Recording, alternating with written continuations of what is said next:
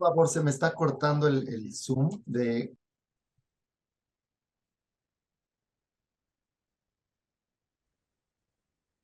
Mm, C'est à la fin, hein?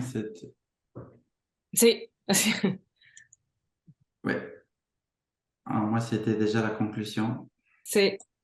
Ay, no falta mucho. Ay, Voilà, bueno, on était là. sí, ahorita. ¿Está bien? Sí. Perfect.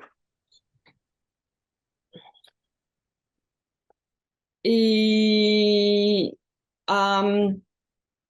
si corto la palabra viva, am, ahorita, conocimientos y saberes, es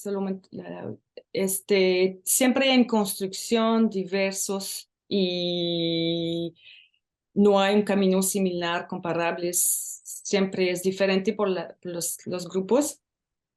Y movilidad, hay una característica común a todos, es que hay movimientos de región a región, de ciudad a país, de país a país, siempre una cuestión de movimiento. Y yo puse aquí otras observaciones. Esta agricultura estabiliza físicamente, así como un cuento, el sentido de la propia vida. Es como se llama como un gesto total porque es sistemática. Siempre están hablando de muchas cosas, no solamente de la agricultura. Los compromisos de la horticultura ecológica son extremos y exigentes a nivel físico y económico. Las organizaciones humanas es siempre un reto, incluso con personas con valores similares. Estos proyectos no se oponen a las otras formas de vida que los rodean, ni están en disjunción, sino más bien que es un espíritu de desarrollar alternativo de los proyectos de vida cerca de los valores que los habitan y que es la naturaleza también. Más o menos es este. Eh, yo pienso que la maestría no permite mucho tiempo para un encuentro larga con ellos, pero es una manera de sentir cosas y que no podemos ir hasta el final para entender todo, pero es una experiencia muy fuerte para sentir las cosas.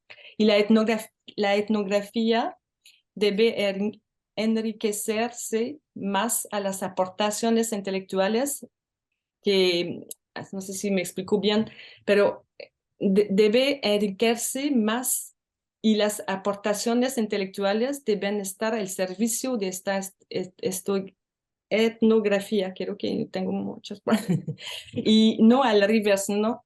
Es muy importante de hacer esta cosa porque es una riqueza la etnografía, porque acercarnos de las realidades que... Y por final que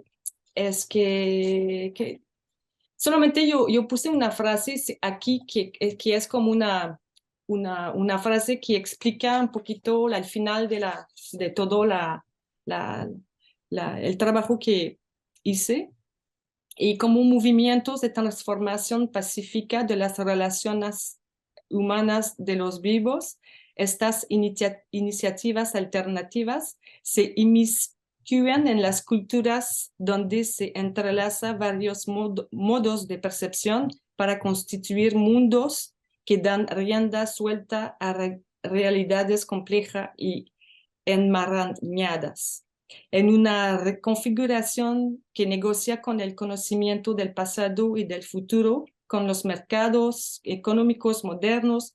Estos enfoques, basados en los valores de acercamientos y los sensibles, buscan nutrir y regenerar. Así, está bien ahorita. Terminar. Es una foto, para terminar, es una foto que no tomé, pero que viene del sitio número 3.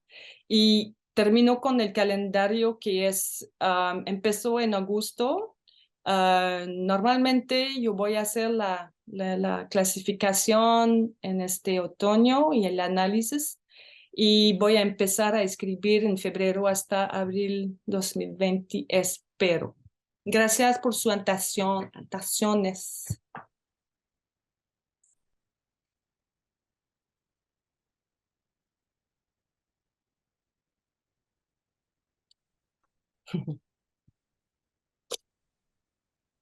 Tu micrófono, Aarón, no se escucha. Gracias, perdón, estaba resolviendo. Si hay que actualizar esto, quizás se va a volver a en 45 minutos a cortar. Pero bueno, vamos a dar la palabra a Delphine Prunier para que haga comentarios respecto a la exposición de Silvia. Adelante, gracias, Delphine. Gracias Aarón. A ver, acomodo mis ventanas para verlos a todos al mismo tiempo. Muchas gracias, Sylvie. Eh, me interesó mucho leerte eh, y este interés, ¿no? Por un tema que es un poco como la semana pasada, ¿no? Bueno, la sesión pasada, quiero decir, que tuvimos como estas otras entradas sobre temas de migración, movilidad, que creo que nos permiten también abrir el campo dentro del seminario y de la cátedra. Eh, pues claro, porque también es un tema fundamental, novedoso de muchos debates actuales, entonces me pareció muy interesante. Em, Voy a intentar darte mis comentarios o mis ideas, intentando tal vez ordenarlos un poco. Em,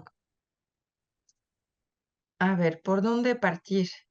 Eh, Primero, rápidamente cuando te leí, pensé en esta autora que yo descubrí hace poco, que me parece que es alumna de escuela, de hecho, Nastasia Martin, que no citas ahí, pero supongo Sí, eh, la que, te, conozco. que la conoces y que de alguna manera supongo que te puede inspirar, ¿no? Para los que no la conocen, es una antropóloga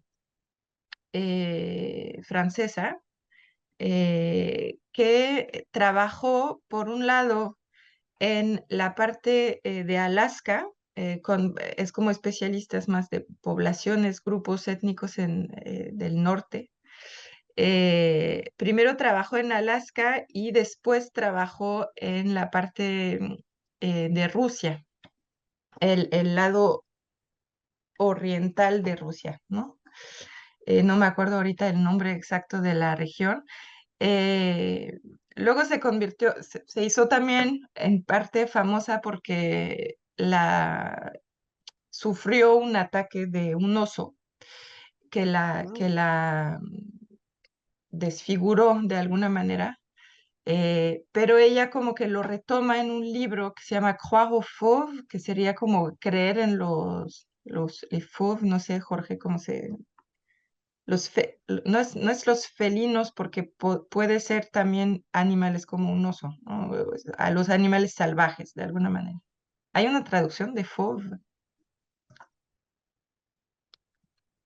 No, no sé tú, Jorge, si la sabes. Pero bueno, el tema es que entonces ella va como en una reflexión entre antropología y literatura, repensando esta relación y esta metamorfosis de alguna manera y esta eh, como un choque también personal que le ocurrió a ella, pero cómo esto también tiene que ver con la relación más cultural que los hombres tenemos con los animales, los más salvajes, ¿no? En este caso el oso. Pero en un último, fieras, sí, sí, sí. En un último libro que se llama al este de los sueños, pues sigue un poco esta reflexión y este último libro no lo leí, pero la escuché en diferentes cosas como más de audio. eh, y me pareció interesante, y ahí voy a mi punto, en donde siento que puede ser como una aportación interesante, es que ella dice que justo llegaba como en sus trabajos de campo con toda una idea de justamente estudiar estas ontologías y estas relaciones entre estos grupos y la naturaleza, em, como con la idea o con el objetivo de poder entrar directamente a este tema hasta a través de las entrevistas, ¿no? Como llegar con ciertas personas y entonces entrar de manera bastante rápida y directa en este tipo de preguntas de cuál es tu relación, tu percepción de tu entorno, de la naturaleza no humana, etcétera, etcétera.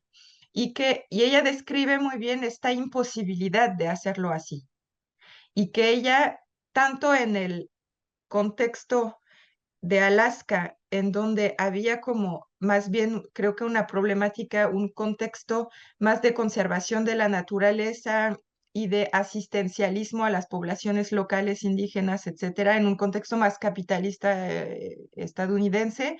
Y del lado de Rusia, al contrario, describe como este contexto soviético, los kolkhoz y como que la colectivización de ¿cómo se llaman estos? Los renos, ¿no? Y de los medios de producción, etcétera, etcétera. La asalarización de las personas, la folclorización de las culturas indígenas, etcétera, y qué pasa cuando esto se cae, ¿no? Este régimen soviético se cae. Entonces ella describe como una familia en particular que decide como regresar al bosque de alguna manera. Entonces retomar la casa y entonces finalmente ella lo que explica es que en estos terrenos vio la necesidad absoluta para llegar al final a este tema de la ontología y de la relación hombre-naturaleza o sociedades-naturalezas, una necesidad de recontextualizar históricamente y políticamente eh, los marcos, ¿no? En los que se encuentran o o estos marcos en los que se encontraban y entonces cuáles son los procesos, cuáles son las diferentes etapas.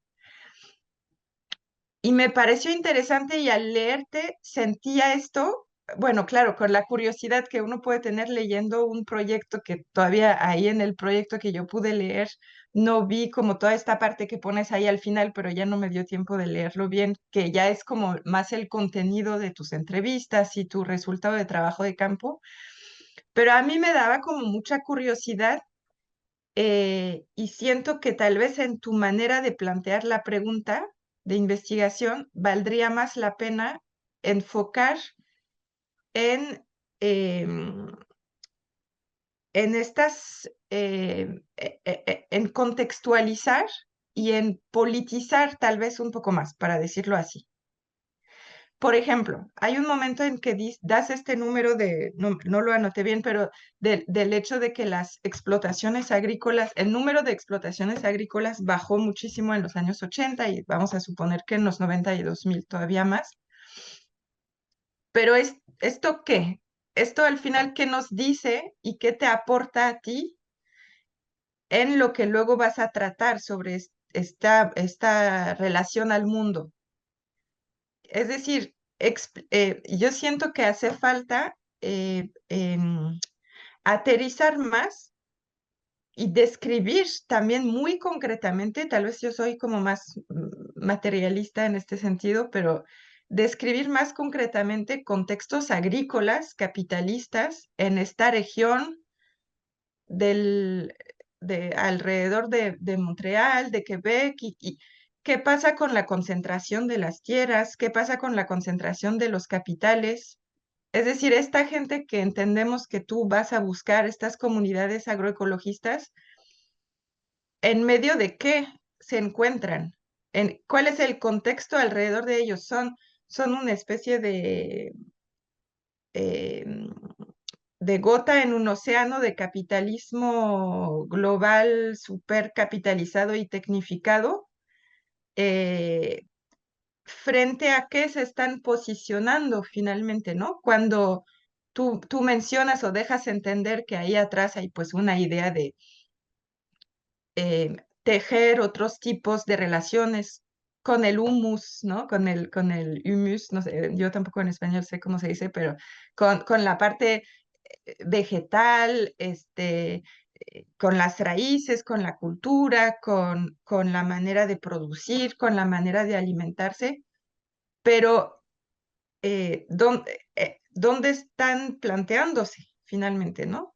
Entonces siento que es súper necesario que en algún momento de tu tesis, puede ser como más en forma de introducción o que realmente sea como una cosa más densa dentro de tu estructura de redacción, que también se entienda la relación de poder que existe ahí. Este, qué tanto ellos son muy marginales, qué tanto es un movimiento más amplio, cuáles son los otros actores del territorio rural donde están instalándose, cómo adquieren la tierra, por ejemplo. Yo pensaba, pues es que esta cosa como la nueva ruralidad, o estos neorurales, ¿no? O este réenracinement, creo que lo pones así, pues concretamente cómo ocurre y qué tipo de conflicto, de problema esto implica, porque también la relación al mundo va a tener que ver con la facilidad o al contrario la dificultad y los problemas y las tensiones que pueden ocurrir con el resto de los actores en estos espacios. No sé si esto eh, te hace eco a ciertas cosas que has escuchado en el campo. O que podrías, o sea, no te estoy diciendo, no, pues tienes que volver a ir a campo 3 meses más, porque yo estoy segura que esto en realidad lo has cachado si has estado varios meses o semanas con ellos, ¿no? Pero creo que puede ser como informaciones importantes que no son como aparte, sino que yo siento que puede nutrir realmente lo que al final tú estás proponiendo, que tiene más que ver con este tema sí, de rapport ontológico común, ¿no? O modos de vida, como lo pones. Y luego, eh, otra cosa que sentí es más como metodológico o más como en la forma de plantear tu propuesta, tanto la pregunta como organizas estos 3 ejes, que en el protocolo te seguimos bien en este sentido que vas poniendo como tus objetivos y tus hipótesis, como siempre entendemos que hay estos 3 grandes ejes, ¿no? Esta cosa de los modos de vida nuevos, estas nuevas relaciones a los mundos o a los seres vivos. Esta segunda sobre los ecosaberes, que me parece súper interesante esto.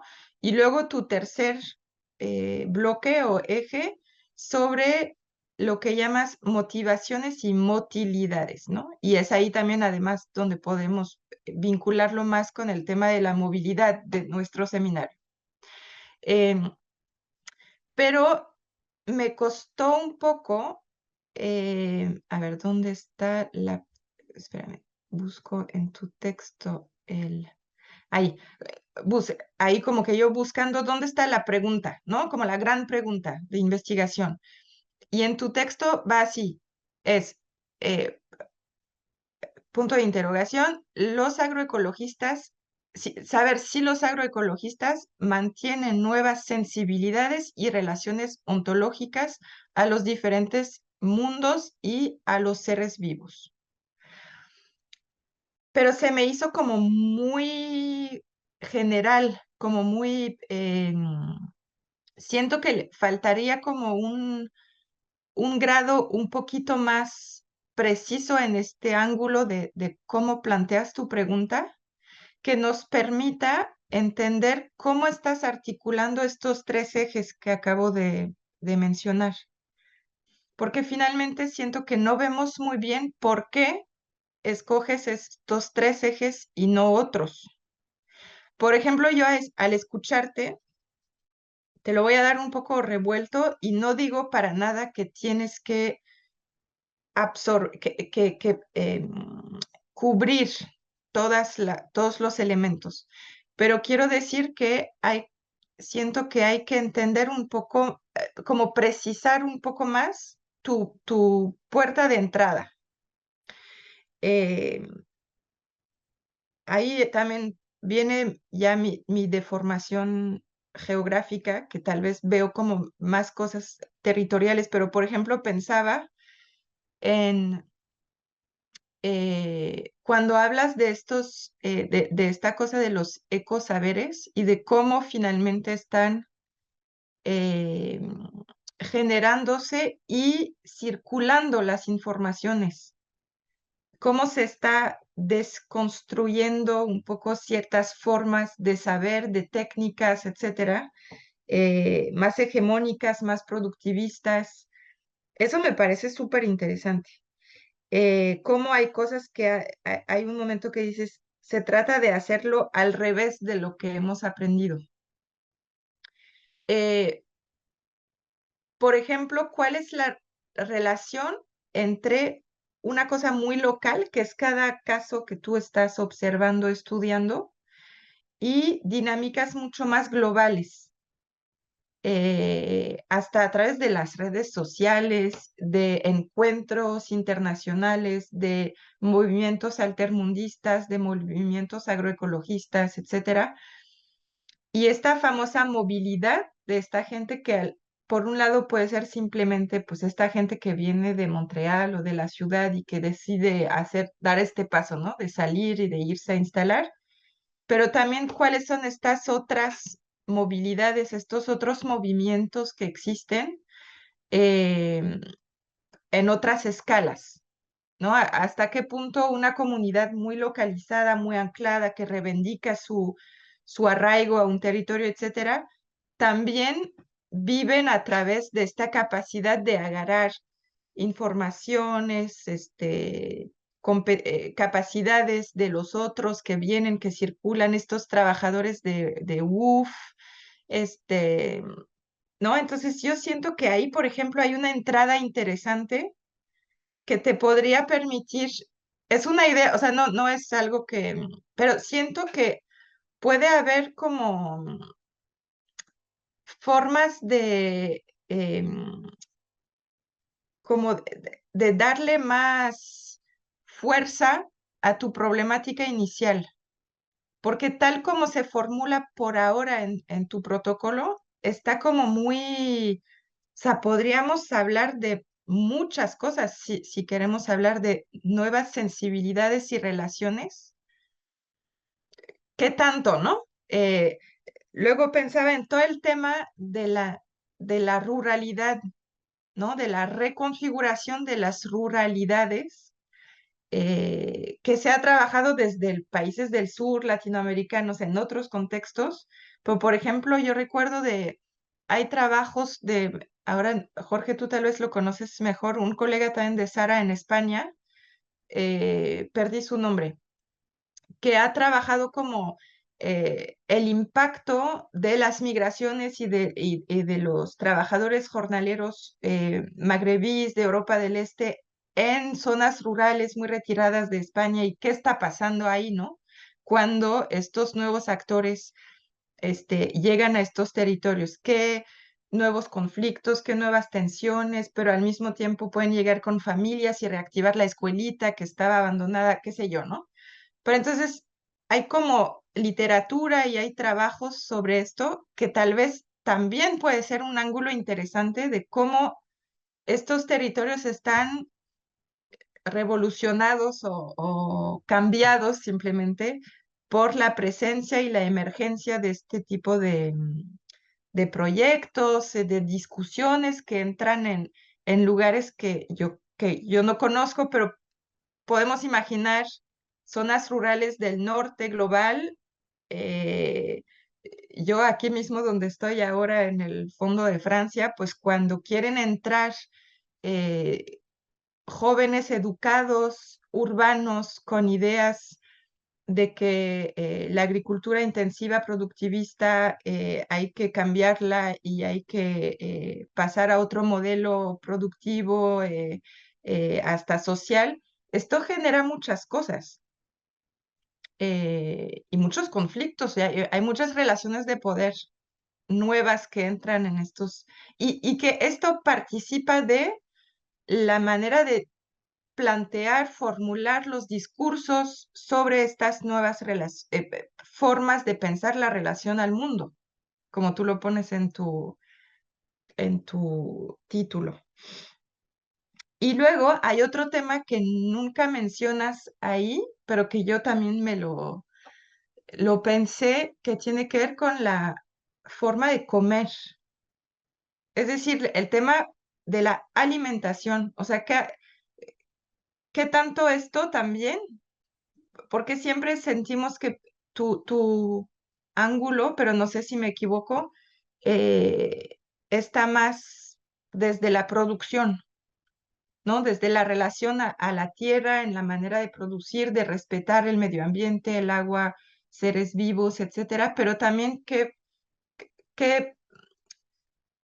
que tanto estas reflexiones también se tienen que ver con un tema de alimentación sana, autonomía, autosuficiencia de las comunidades, todo este tema de la salud de los cuerpos individuales y colectivos o la salud de los territorios, ¿no? Hay como em, em, muchos debates y muchas reformulaciones desde el mero tema de la alimentación y que esta gente puede tener como objetivo, uno de los objetivos fundamentales es poder alimentarse de manera autónoma, sana, mejor para sus hijos, ¿no? Pero esto también es forma de concebirse en el mundo, ¿no?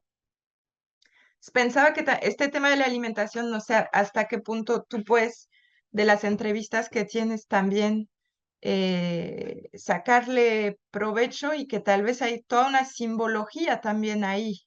eh, em, Esto y lo último, pero que tal vez tiene que ver con el tema de la ruralidad, es esta idea del habitar, que también los geógrafos han trabajado, pero el habitar un territorio y que incluye el producir, el consumir, el comer, el relacionarse con el vecino, etcétera, etcétera, ¿no?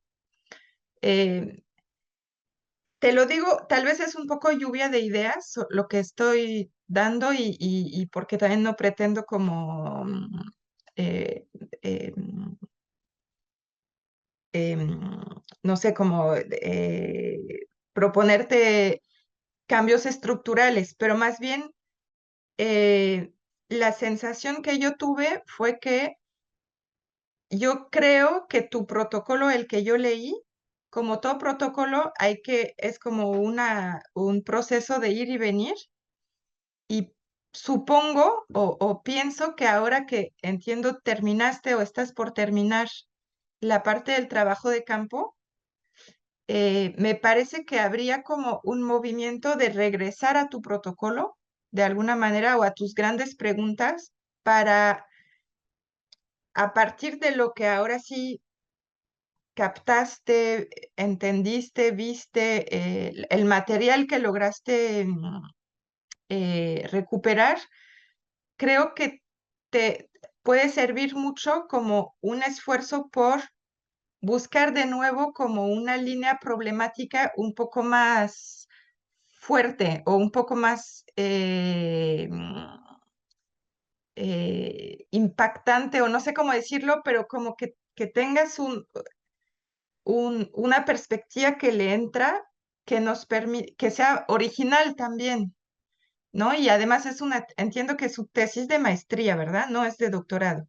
Entonces, también siempre pues tiene más viabilidad también porque no vas a poder abarcar tantas cosas donde te vas a perder. Luego harás más tesis o documentales sobre el tema, o sea, esto no se va a acabar, pero para que tenga como más fuerza y dinamismo tu propósito, yo creo que habría como que buscar por dónde realmente, qué lentes te vas a poner para ver todo esto, porque si no, puede ser como muy abrumador, ¿no?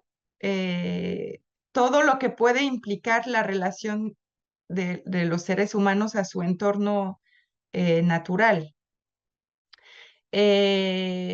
Esto, Silvi, pero realmente me parece que pues es súper interesante que tú tienes esta sensibilidad etnográfica desde el cine, que seguramente esto es algo también que vas a poder valorar muchísimo en la manera que vas a tener tú misma de explicar tu metodología, tu relación, esto que no me acuerdo cómo lo calificas, pero eh, de una aproximación al campo que es más que observación participante, sino que tú también intentas resaltar tu propia sensibilidad de tu experiencia, etcétera. Entonces yo creo que ahí hay también mucho eh, que retomar, ¿no?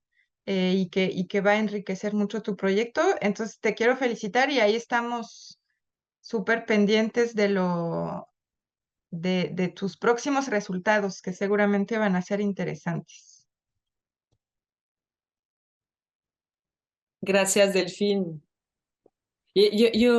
No sé si yo puedo decir unas cositas, pero primero y es que me gusta la lluvia y la lluvia de idea que, que me daste ahorita y también yo completo con la cuestión de dos cosas que muy corta es que la cuestión de fricción entre poderes está en la como dicen, del protocolo, pero yo no hablé mucho de pero está adentro porque hay fricción, ¿no? Entre muchos sistemas, porque son ecosistema muy completa, es difícil de solamente tomar una parte, pero hay este concepto que está dentro de mi mente haciendo la investigación. Y la segunda cosa que quiero decir um, es que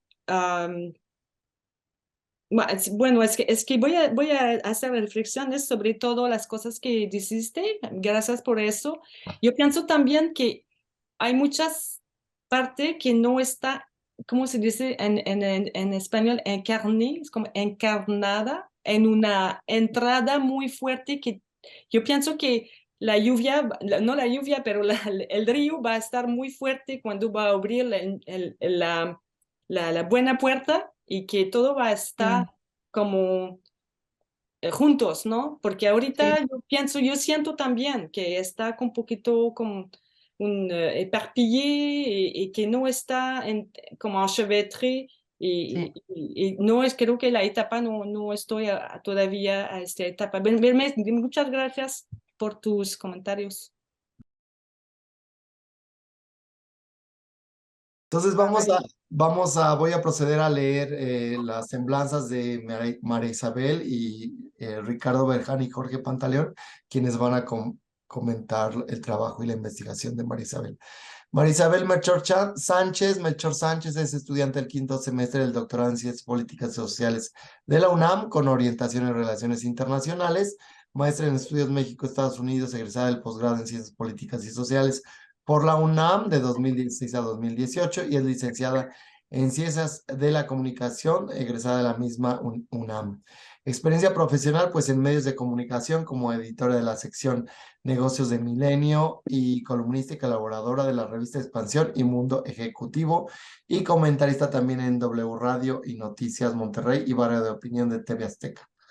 El maestro Ricardo Berján Quiñones, quien nos acompaña hoy para hacer comentarios, es maestro en Mercadotecnia de la Universidad Autónoma de Aguascalientes y actualmente cursa sus estudios de doctorado en turismo. Fue director de la Facultad de Turismo y Mercadotecnia de la Universidad Autónoma de Baja California en Tijuana. Y pues fue miembro del Consejo Directivo del Comité de Turismo y Convenciones de Tijuana. Actualmente es profesor de tiempo completo en la Facultad de Turismo y Mercadotecnia de la UABC, Universidad Autónoma de Baja California, Campus Tijuana. También nos acompaña Jorge Pantaleón, quien es doctor en Antropología Social por el Museo Nacional de la Universidad Federal de Río de Janeiro, profesor asociado en el Departamento de Antropología de la Universidad de Montreal y codirector de la Cátedra justamente de Estudios sobre las Américas. Su línea de investigación tocan a las movilidades y las migraciones en las Américas y a la socioantropología de las prácticas representaciones económicas contemporáneas. Sus publicaciones más recientes incluyen los volúmenes Mobilité, Travail, Subjectivité et Formé de Assujettissement dans les Amériques, desde la Université de Laval 2019, coordinado junto a Alexis Martic. Las nuevas políticas migratorias canadienses, gobernanza neoliberal y manejo de la otredad, en conjunto con la UNAM, organizado con Sara Lara y Patricia Martin. Politics, Culture and Economy Through Popular Practices in the Americas, Peter Langs, editores del 2016. Muy bien, pues muchas gracias y vamos a dar paso a María Isabel Merchol. Adelante, María Isabel. Gracias. Voy a compartir la pantalla. ¿Sí se ve? Sí, ya está cargando. Ya, listas. Ok. Bueno, pues buenas tardes. Me da mucho gusto presentarles hoy mi tema aquí en la cátedra. Mi tema de investigación es el turismo médico de Estados Unidos a México tras la reforma de salud de 2010, el famoso Obamacare. Y me estoy concentrando en el caso de California porque estaba muy amplio mi tema y lo he ido acotando poco a poco. La presentación la tengo en 3 grandes apartados. El primero es ofrecerles el objetivo general, la hipótesis y un pequeño marco teórico conceptual. Después, pues lo que he encontrado, comentarles lo que he encontrado en mi trabajo de campo, la metodología que estoy utilizando, algunos hallazgos y las conclusiones. Bueno, pues empezamos con los objetivos. Mi objetivo general es analizar los efectos de los cambios realizados por la administración Trump a la ley del cuidado de la salud asequible en el acceso a servicios médicos en Estados Unidos y en la demanda de servicios de turismo médico de México. Los objetivos específicos, pues entender el sistema de salud de Estados Unidos, investigar las estrategias de las personas que se mueven de Estados Unidos a México y desde Canadá. Esto también lo he detectado en mi investigación. Analizar el sistema de salud de México, básicamente la parte privada, que es la que se ocupa de este turismo médico, e identificar el impacto de la pandemia en el flujo de viajes médicos hacia México. Mi hipótesis señala que los cambios realizados en la administración Trump a la reforma de salud de 2010 generaron un aumento de la demanda de viajes médicos transfronterizos a México debido al encarecimiento de las primas de seguros de salud y los servicios médicos en Estados Unidos y al aumento de la oferta de servicios médicos en México por parte de grupos privados. Aquí les tengo un pequeño mapa conceptual de las teorías que estoy utilizando. Tenemos mi tema de investigación, que es turismo médico, que también lo podemos ver como movilidad de pacientes. Estoy recurriendo a explicar desde la globalización, desde el neoliberalismo, la crisis de los sistemas de salud, básicamente en Estados Unidos y Canadá, y bueno, aquí un tema de interdependencia. Y también desde el constructivismo, con una perspectiva de las relaciones internacionales, analizar la movilidad de estas personas, finalmente es movilidad de pacientes. También analizar un poco las redes diásporas y esta práctica de uso transnacional de servicios de salud. Y un concepto muy importante que encontré desde el turismo, que son los imaginarios turísticos. Aquí tengo lo mismo, nada más que aquí Son los ejes teóricos arriba, el uso transnacional de servicios de salud, globalismo, neoliberalismo y la interdependencia, pero aquí ya trato de relacionarlo con los objetivos específicos de cada uno de los apartados, la unidad de análisis, que en este caso, en el uso transnacional de servicios de salud, pues son los pacientes turistas, y los indicadores que estoy trabajando en mi práctica de campo.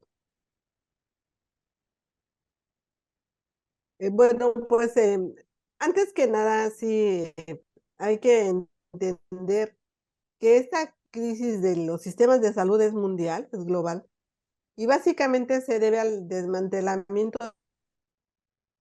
del estado de bienestar. Esto es en todos los recortes presupuestales e insuficiencia de infraestructura y personal en los sistemas de salud, largos tiempos de espera, restricciones, reducción de la oferta de servicios, y todo esto se da en una época de cambios en el perfil demográfico, en el que la población está envejeciendo y hay enfermedades crónicas.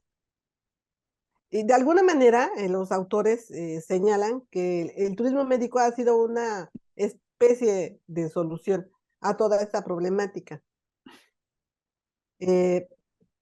Para empezar, para llegar a lo que es el turismo médico, me gustaría comentar básicamente los principales tipos de turismo que se estudian en la literatura: el turismo rural, referido a la naturaleza, los destinos de sol y playa, el turismo de litorales, pues que es el que todos conocemos, destinos de sol y playa, y el turismo de áreas naturales protegidas, que hoy está muy en boga, y el turismo urbano, del cual se desprende el turismo médico. Y aquí este es el concepto que yo les comentaba, que me ha servido mucho para poder explicar mi tema, es esto de los imaginarios turísticos. Porque, bueno, como bien sabemos, un imaginario es un conjunto de creencias, imágenes, valoraciones que se definen en torno a una actividad, un espacio, un periodo o una sociedad en un momento dado. Pero ya aterrizándolo a la parte turística, es esa porción del imaginario social referido al hecho turístico y a las numerosas manifestaciones del proceso social de viajar. Este imaginario turístico se compone de 4 idearios. El primero es la búsqueda de la felicidad, donde el hedonismo se vuelve un valor central. La evasión, porque el turismo permite una ruptura frente al mal vivir, frente a la cotidianeidad opresiva, y aunque sea en forma efímera, permite una ruptura reparadora con la cotidianeidad. Después tenemos también el descubrimiento del otro, y en este caso es no solo relacionado con el deseo de viajar, sino que también incluso explica la migración internacional.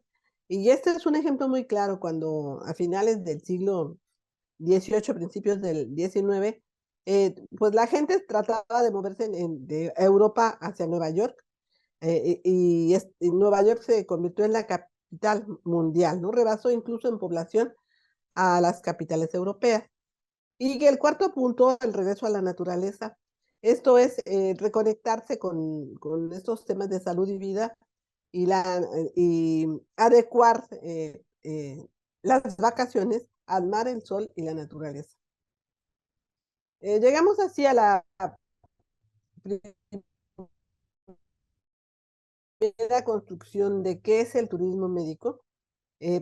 Hasta ahora lo que tengo construido es que el turismo es el desplazamiento de personas a través de fronteras internacionales con el fin de obtener un tratamiento médico especializado o quirúrgico, a la vez que se visita el destino y pueden realizarse actividades propias de un turista.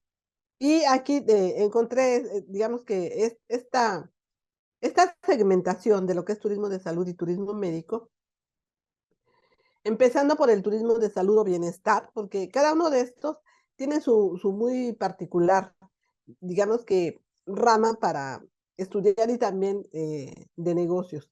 Entonces, el turismo de salud es un viaje a un destino especializado en el mantenimiento de una buena salud y estado de bienestar, como puede ser un spa, aguas termales o este tipo de facilidades.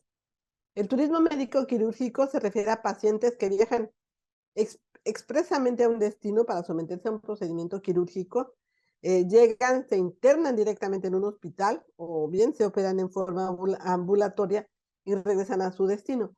Pero a mí el que me interesa y el que estoy estudiando es este turismo médico que tiene dos grandes componentes. Uno, que son vacaciones planificadas a las que se agrega un procedimiento médico, un chequeo preventivo o una cirugía electiva. Esto es una cirugía que no es necesaria para la salud, pero que las personas eligen hacerlas, como por ejemplo los procedimientos bariátricos para bajar de peso o una cirugía plástica. Y tenemos también el turismo de salud de pensionados y jubilados. Estos son los famosos snowbirds. Básicamente hablamos de personas de Canadá, de Estados Unidos, que debido al clima extremo donde viven en la época invernal, se mueven hacia México, básicamente, y se pasan aquí temporadas. Y por lo general estas personas tienen tienen seguro médico y arreglan todo de tal manera que pueden utilizar su seguro médico aquí en México. En este podemos ver los principales destinos y flujos de turismo médico. Esto es hasta antes de la pandemia.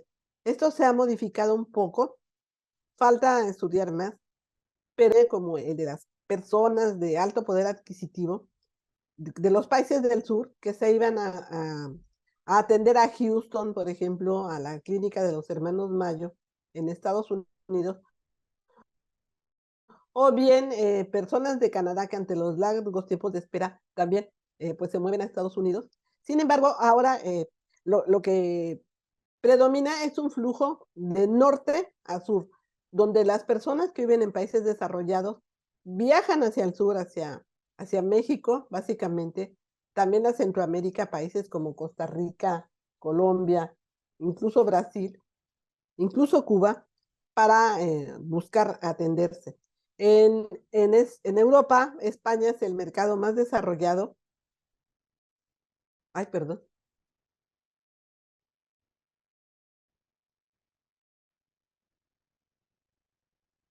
Perdón, no sé qué pasó aquí.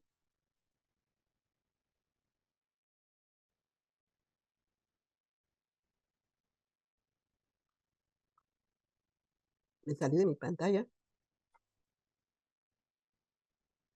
Bueno, entonces les comentaba que básicamente esos flujos de turismo son los que predominan ahora, donde hay movilidad de personas que incluso que se vuelan desde Estados Unidos a Tailandia, esto antes de COVID, vuelos que duran 22 horas para poder atender sus problemas de salud. Y una parte muy importante que explica esto del este gran protagonismo que ha cobrado el turismo médico es el sistema de salud de Estados Unidos, porque el sistema de salud ahí en ese país es privado, de libre mercado. Es un país, Estados Unidos es el país que más gasta en salud globalmente, destina casi el 17% de su Producto Interno Bruto a la salud. Eso es el nivel más alto entre los países de la OCDE y sin embargo tiene la cobertura más baja de atención a su población. Aquí en esta grafiquita de la derecha podemos ver cómo precisamente Estados Unidos es el país que tiene el más bajo índice de acceso a la salud de calidad y además pues es muy caro los seguros de salud en Estados Unidos. Y esto se complica por las condiciones de sobrepeso y obesidad de la población en Estados Unidos, donde el 71% de la población sufre este problema. También esto se ha venido agravando por todo lo que pasó en la administración Trump, que desde que llegó a la presidencia trató de desmantelar el Obamacare, y si hasta antes de que llegara Trump con el 89% de cobertura, se estima que unos 30 millones de personas carecían de seguro médico y de servicios de salud. Pero con todas las medidas que tomó Trump, entre 2 y 3 millones de personas perdieron su seguro médico y además un buen número de personas, aunque siguen con cobertura, en realidad están subasegurados y prácticamente no pueden utilizar sus seguros porque tienen que pagar montos muy altos de copago y coaseguro. Por lo tanto, pues prefieren irse a México o a otro país. Bueno, ¿qué ha pasado? El sector privado en México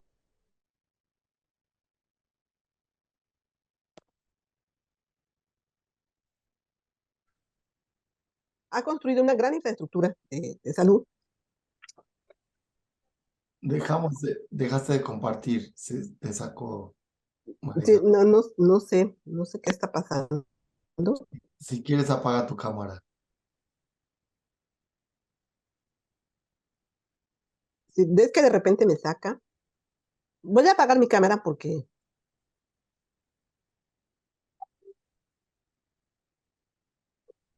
mi señal está muy débil. Ya. Bueno, y una parte importante que nos ayuda a entender esto pues esta problemática es el diferencial de precios tan enorme que hay entre los servicios médicos privados en México y los que se manejan en Estados Unidos. Y bueno, por poner un ejemplo, como veíamos, este gran problema de sobrepeso y obesidad, en lo que yo he encontrado en mi trabajo de campo, el principal procedimiento al que vienen personas de Estados Unidos, pues es bariatría, estos manga gástrica, bypass gástrico, que pues en México pueden ahorrarse casi 70%. Ahora les voy a platicar rápidamente el trabajo de campo que estoy realizando. Básicamente hice un análisis de bases de datos de la Organización Mundial del Turismo y cifras oficiales de México, del Banco de México y de INEGI, y también encuestas a pacientes y entrevistas semiestructuradas. Uno de los primeros hallazgos que tengo es, bueno, pues obviamente el turismo tuvo estas caídas en 2020, 2021, básicamente por los severos periodos de cuarentena al que se sometían la mayoría de turistas en los países. Y aquí vemos como en el sudeste asiático, que es pues la región líder en turismo médico, en realidad hubo una caída de 98%, prácticamente se quedó paralizado el turismo médico. Y en México lo que pasó fue que el gobierno mexicano tuvo las fronteras abiertas a lo largo de toda la pandemia. En 2020, 2021 no hubo restricción al turismo. Así en 2021 creció 8.2% el número de visitantes y en la frontera de México a Estados Unidos se estima que llegaron cerca de 14 millones de personas. Y bueno, pues esta es la zona en la que he estado trabajando. Es la frontera de California, que California pues es la séptima economía. Si fuera un país sería el séptimo más grande del mundo. Y la frontera con México. He estado en Tijuana, en Mexicali y en Algodones. Y bueno, aquí he realizado observación no participante, encuestas y entrevistas. Aquí tengo un breve cuadro de las entrevistas que llevo hasta ahora. Hasta ahora llevo 35 entrevistando a directores de hospitales, gerentes, funcionarios de turismo y de salud, médicos especialistas, líderes de clústeres médicos, consultores y también estoy contactando brokers, que son estas personas que traen a los turistas hacia México.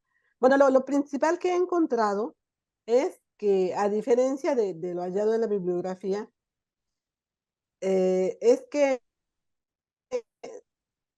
básicamente se señala que viajan a México, el 77% de los pacientes que llegan a México manejan entre 2 y 6 horas, de acuerdo con un estudio que me comentó la doctora Omaira de la Universidad Autónoma de Baja California.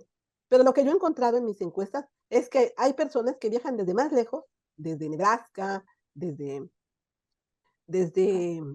Tennessee. Me encontré unas personas que viajaron 10 horas para llegar desde Nashville a Tijuana, a someterse a su tratamiento. Encontré que más o menos la mitad de las personas que llegan tienen seguro médico, pero es tan alto el coaseguro que tienen que pagar que mejor prefieren venirse a México.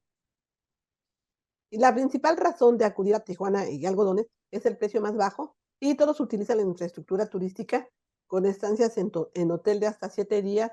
También, bueno, pues realizan actividades en restaurantes, compras y algunos realizan tours. También encontré que en plena pandemia se desarrolló más infraestructura médica en Tijuana.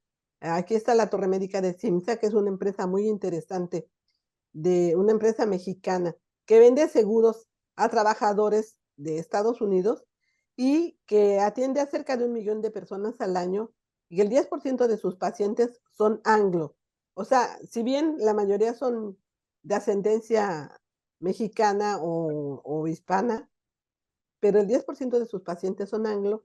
Y este otro concepto que se está ahora, este es el primero, el New City Medical Plaza, que consta de hotel, torre médica, torre de departamentos y hospital con pisos para recuperación de los pacientes, y ya actualmente se están realizando otros proyectos en Tijuana.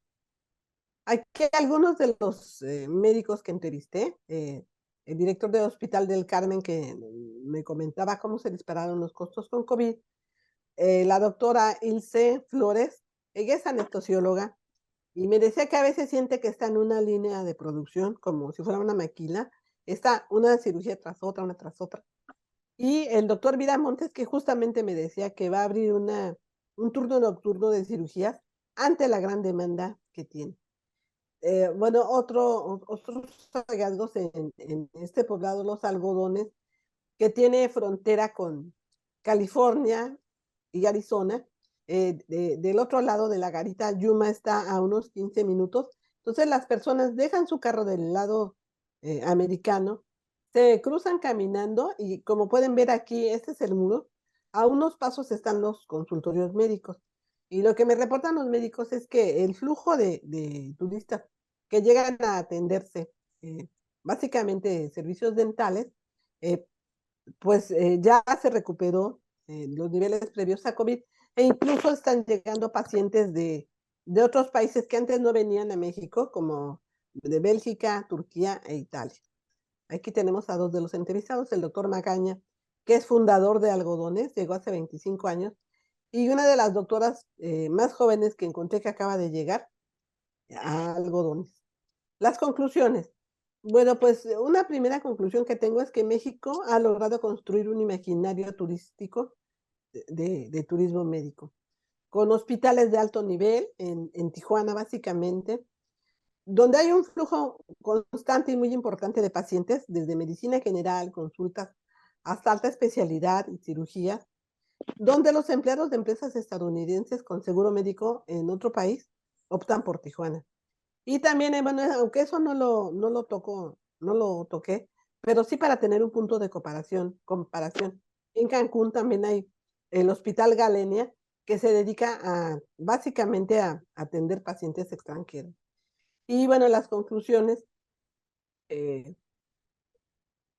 un gran impacto de COVID-19 en el turismo y turismo médico, aunque como les decía, por México, al mantener abiertas sus fronteras, básicamente no se vio interrumpido el flujo de turistas.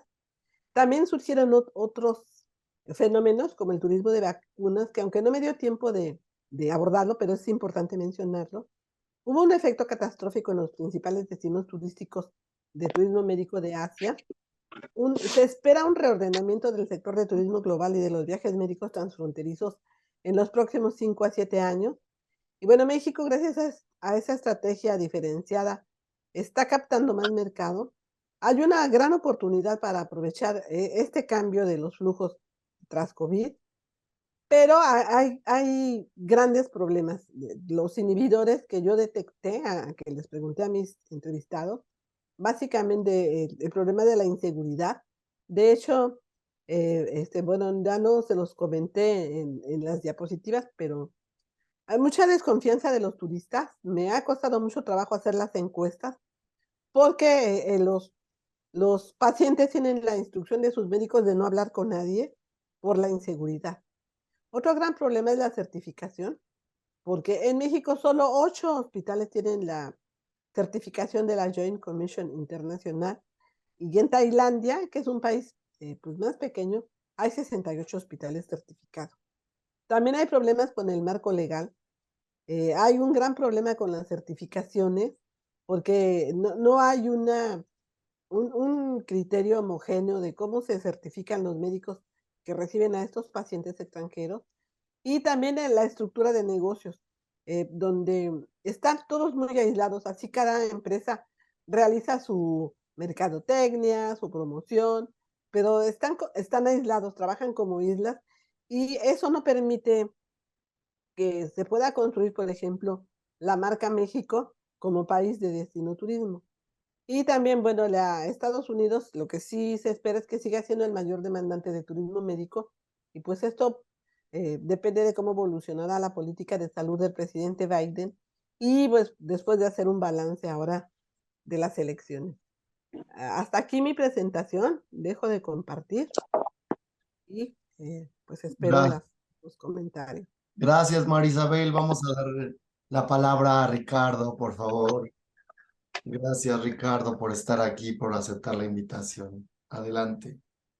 Buenas tardes, un gusto saludarlos. Bueno, tuve la oportunidad de conocer a María Isabel precisamente en una visita que me hizo y comentábamos la problemática con respecto a los sujetos de investigación, en este caso los pacientes que hacen uso de estos servicios, precisamente porque al venir a México se sienten bajo un nivel de riesgo. Esto es una situación que desgraciadamente conocemos ya. Sin embargo, los médicos y los consejos que les dan de no interactuar con personas ajenas a los servicios médicos, pues sí es muy permanente. O sea, es algo que entre cuidar al paciente y también pues prevenir algún tipo de contagio a partir de un externo.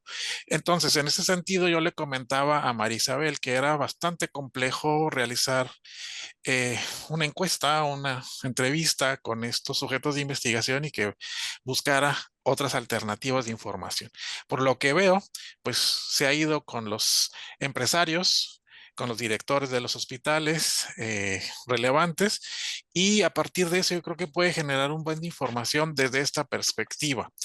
Los números han hecho que esta actividad sea muy relevante para la ciudad, que hay un buen de proyectos, hay mucha inversión en ese sentido. Entonces, como tema de investigación es muy valioso porque es relativamente nuevo. Si bien es cierto que Tijuana eh, dentro de esta actividad no es tan nueva, ya sucedía, sí es ahora un boom. Entonces, los dentistas en la parte central de la ciudad han ofrecido servicios dentales para mexicoamericanos desde hace muchos años y donde el idioma les permite tener una cercanía y sentir una confianza realmente importante en estos servicios. Pero la ventaja es que ellos mismos atraen a los norteamericanos o anglosajones, precisamente porque empiezan a recomendar los servicios, una, porque hay calidad y dos, por precio. Aunque Marisabel encuentra como una primer variable a elegir el precio, definitivamente ese es un tema. Sin embargo, la calidad también está presente en una buena cantidad de especialistas, incluso en cuestiones de medicina alternativa o medicina experimental, pues ya hay líneas donde personas con ciertos padecimientos buscan quizá el milagro médico a través de estudios médicos en esa área, que bueno, yo no conozco, pero que sí también son buscados, ¿no? Entonces, el tema ciertamente es muy interesante, no solo para Tijuana, sino en Tecate, en Mexicali y bueno, allá en el caso de algodones, donde prácticamente la población de dentistas es mayor a la población en general, pues lo vuelve un tema mucho, muy interesante. Entonces, creo que tiene todavía un buen por construir. Eh, en la parte del marco teórico, que bueno, aquí no lo presenta, pero sería interesante encontrar toda esta discusión que en la misma academia de turismo se tiene con respecto a la definición de turismo de salud, turismo médico, turismo de bienestar y todos otros conceptos que definitivamente enriquecerán ese marco y donde pues las aportaciones que se tengan en este estudio pues seguramente serán valiosas para tanto para los empresarios, porque finalmente tenemos que tener un usuario, como para la comunidad científica que busque alternativas en este sentido.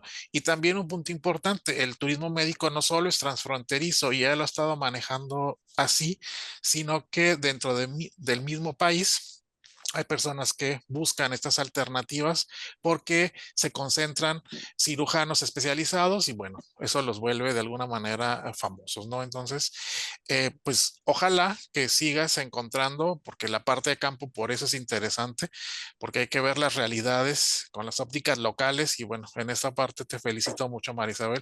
Creo que vas por muy buen camino. Muchas gracias. Mil gracias, Ricardo, por tus comentarios. Damos la palabra a Jorge. Adelante, Jorge. Gracias. Gracias. Bueno, yo no soy especialista en turismo, pero el tema de la movilidad, ni en salud, pero me parece que es un tema muy pertinente y un enfoque muy original. Entonces, primero quería felicitar por tocar un tema que a la vez se nota es una gran industria, mueve muchos recursos, es una cuestión transnacional y a la vez poco estudiado, entonces creo que merece justamente esta atención y bueno, la idea misma de que haya dificultad de encontrar la información muestra que el tema es original, que es nuevo, si tendría más legitimidad en términos científicos, tal vez no sería ya hasta los pacientes y los médicos mismos podrían tener un poco más de apertura, así que tal vez María Isabel está haciendo un poco como en la vanguardia, rompiendo ahí un poco las dificultades son propias es un buen indicio, digamos, es un tema original. El otro aspecto que digo que me parece interesante hay diferentes focos y disciplinas sobre esta cuestión esencial que se vio con la pandemia, el tema de la salud, que si lo hubiera visto solamente el punto de vista de la salud o del turismo, nos muestra qué sucede cuando hay un problema de salud grave a nivel mundial, bueno, todas las estrategias que se elaboran y bueno, cómo se modifican estos circuitos que a nivel internacional de la industria de la salud. Lo que coloca, así que tal vez en el proyecto no lo había visto, aquí das más precisiones. Finalmente uno paradójicamente, digamos que la pandemia benefició a México en la industria, ¿no? Porque se pierde India es muy conocida, y Tailandia, los dos países donde se hace justamente, han perdido ese peso por estar distantes y que implica ese viaje es largo y que, bueno, México ocupa ahora como un lugar de reposicionamiento frente a este nuevo tipo de clientela. Entonces, siempre vemos, las crisis tienen impactos diferentes, ¿no? Pueden generar problemas, pero también oportunidades y desde el punto de vista empresario se nota que están viendo estas cuestiones, ¿no? Y México, por otro lado, lo interesante es que vive del turismo, o sea, aparte de otras franjas, el turismo es central, es una industria que es un país que está preparado para acoger personas y que abrir esta nueva franja o esta línea creo que merece menos esfuerzo que tal vez otro país en el cual el turismo es relativamente novedoso. Entonces el turismo a la vez, bueno, y acá el colega que trabaja sobre el tema, es un fenómeno social y cultural central, digamos, en México, no es algo tampoco marginal. Entonces creo que toca también un aspecto neurálgico a nivel económico, social y político. Por otro lado, lo que se ve, bueno, que es el tema de la salud, muestra esa doble, y este proyecto lo que muestra es que hay una doble faceta, un aspecto a la vez, la salud son sistemas nacionales, sobre todo en Estados Unidos, y provinciales, los estados, hablas de la relación justamente entre California y Texas, que hay legislaciones diferentes, etcétera, etcétera, cual le da complejidad y a la vez transnacional, o sea que hablamos de diferentes países, lo que muestra que creo que el proyecto de manera pertinente busca también analizar el aspecto legal, cómo se ha ido modificando y que pueden significar trabas o barreras que dejan de ser como tales, ¿no?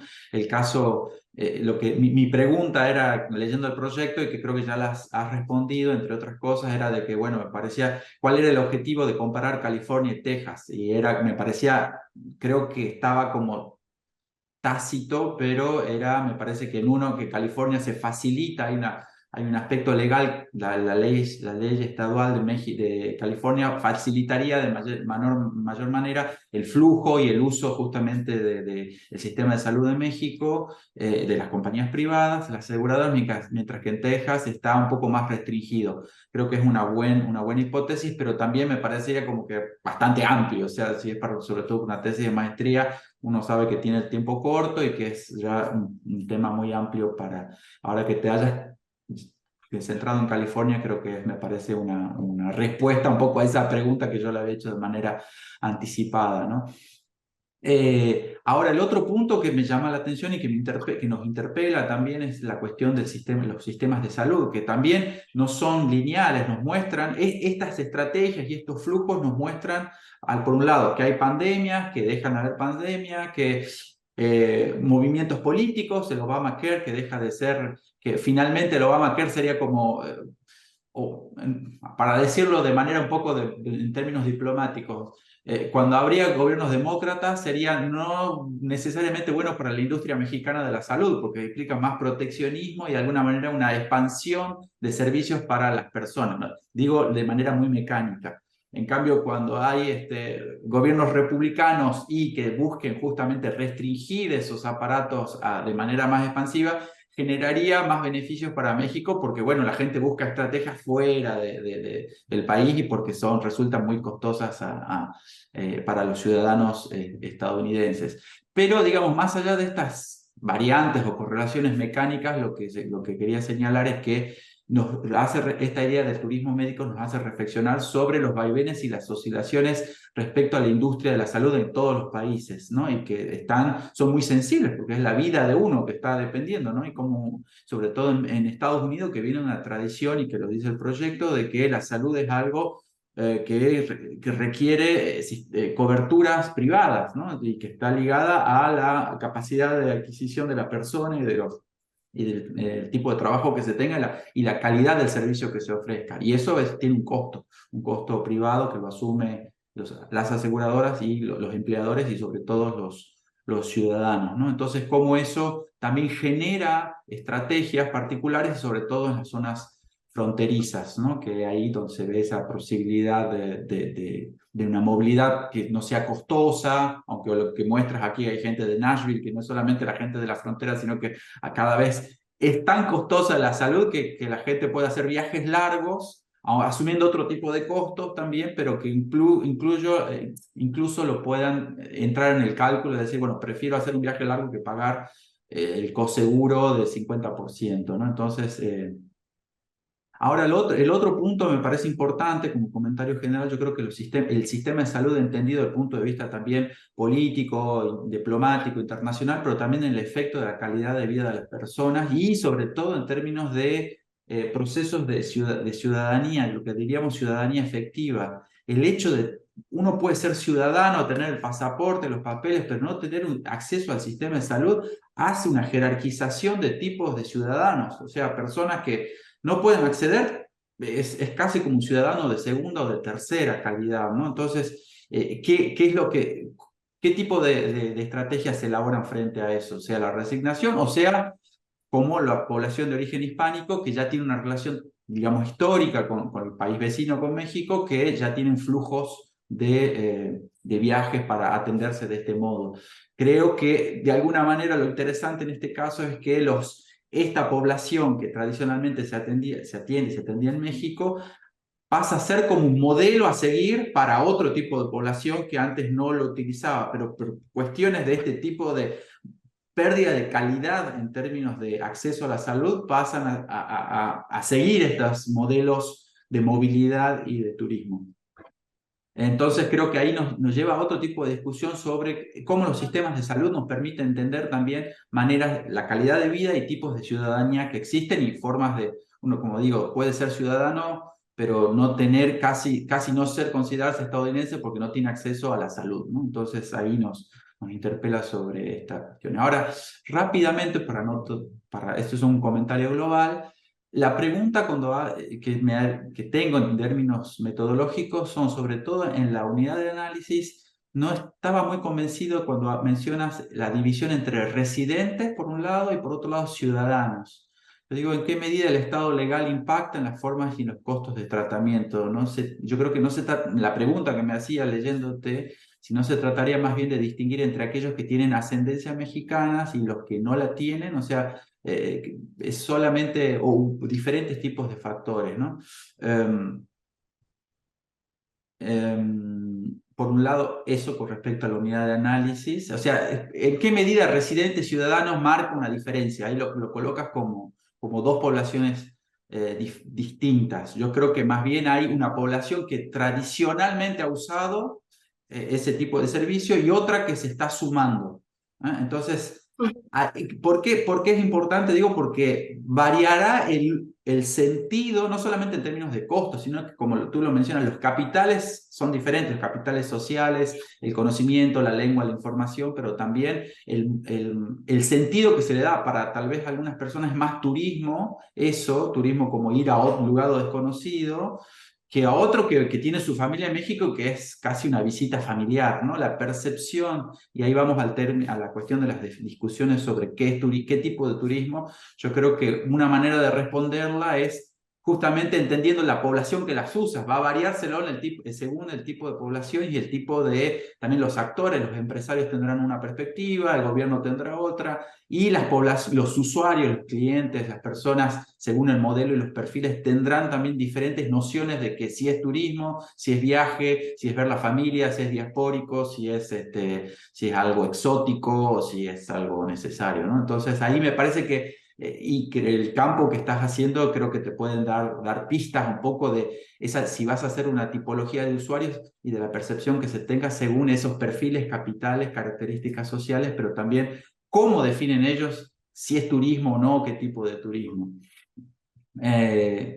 Y bueno, ese es me parece otro consejo, una idea que me surge cuando mencionas este tipo de población.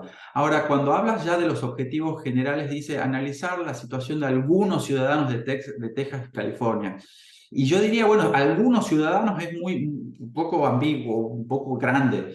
Yo diría en base a qué criterios de selección sería, y ahí vuelvo, ¿no? Es Texas y California, ahora bueno, queda California, yo creo que restringe más, está más circunscrito, es que habría otro tipo de caracterización de esos ciudadanos, habría restricciones legales, tipos de cobertura médica, ya que colocas a las aseguradoras como centro, son un poco los que hacen jugar como los brokers también, ¿no? De qué manera se puede usar o no los servicios en México. O sea, ¿qué otros criterios y sobre todo el tipo de cobertura médica que puedan tener? Yo creo que ese condicionante del tipo de cobertura y la calidad que se dé a la cobertura determina el tipo de usuario, condiciona, y ahí podrías generar como una tipología más circunscrita, más restringida y más que la puedas controlar para que no quede solamente como algunos ciudadanos, ¿no? Con respecto a los objetivos específicos, cuando hablas de las personas que entran en México y demás, creo que, bueno, lo explicaste ahora en la presentación, ¿no? Que me parece que hubo un factor, por un lado